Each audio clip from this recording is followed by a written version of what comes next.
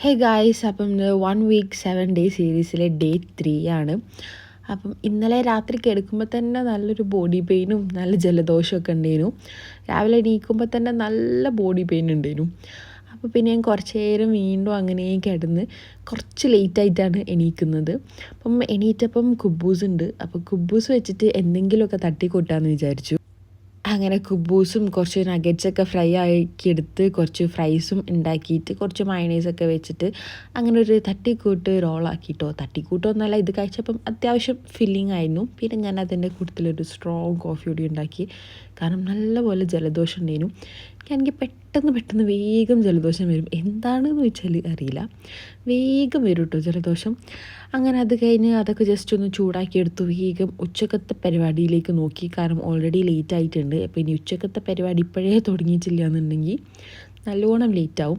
അപ്പം ഇന്ന് ചെമ്മീൻ ബിരിയാണിയാണ് കേട്ടോ. ഇന്നലെ ഞാൻ ഓൾറെഡി ചെമ്മീനൊക്കെ ക്ലീനാക്കി മസാലയൊക്കെ തേച്ച് വെച്ചിട്ടുണ്ടേനു. അപ്പോൾ പിന്നെ ഇന്ന് പ്രത്യേകിച്ച് പണിയൊന്നുമില്ല. വേഗം ബിരിയാണി ഉണ്ടാക്കി. ചോറും കറിയും ഉപ്പേരിയും ഒന്നും ഉണ്ടാക്കാനുള്ളൊരു മൂഡില്ലേനു. അങ്ങനെ ഫുഡൊക്കെ കഴിച്ച് കുറച്ച് നേരം റെസ്റ്റ് എടുത്തതിന് ശേഷം ജസ്റ്റ് ഞാനൊന്ന് പുറത്തേക്കൊക്കെ നോക്കിയിട്ടോ. ഇപ്പം ചൂട് കുറച്ച് കുറവുണ്ടെന്നൊക്കെ തോന്നുന്നുണ്ട്.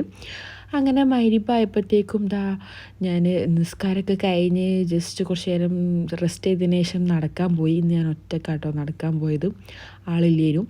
തിരിച്ച് വരുമ്പം ആൾ ആ വഴിക്ക് വന്നു ഓഫീസ് കഴിഞ്ഞിട്ട്. അപ്പോൾ പിന്നെ നമ്മൾ രണ്ടാളും കൂടി റൂമിലേക്ക് പോയി ജസ്റ്റ് ഒന്ന് ഫ്രഷ് എയർപോർട്ടിലേക്ക് പോവാണ് കേട്ടോ. എൻ്റെ മാമി വരുന്നുണ്ട്. അപ്പോൾ മാമീനെ കാണാൻ വേണ്ടിയിട്ട് പോവാണ്. കൂട്ടത്തിൽ എനിക്ക് കുറച്ച് സാധനം ഇപ്പം എൻ്റെ അനിയത്തിക്ക് കൊടുത്തയച്ചിട്ടുണ്ടായിരുന്നു. അപ്പോൾ അതും വാങ്ങണം. അങ്ങനെ നമ്മൾ ഓരോയും കൂട്ടിയിട്ട് ഫുഡ് കഴിക്കാൻ പോയി റൊമാൻസിയയിൽ. അങ്ങനെ ഫുഡൊക്കെ കഴിച്ച് ഓർക്കാണെങ്കിൽ നല്ല തിരക്കുണ്ടായിരുന്നു കേട്ടോ. അപ്പോൾ കുറച്ച് നേരത്തെ അവിടെ എത്തണം. അപ്പോൾ കസീമിലാണ്, ഞാൻ റിയാദിലാണ്.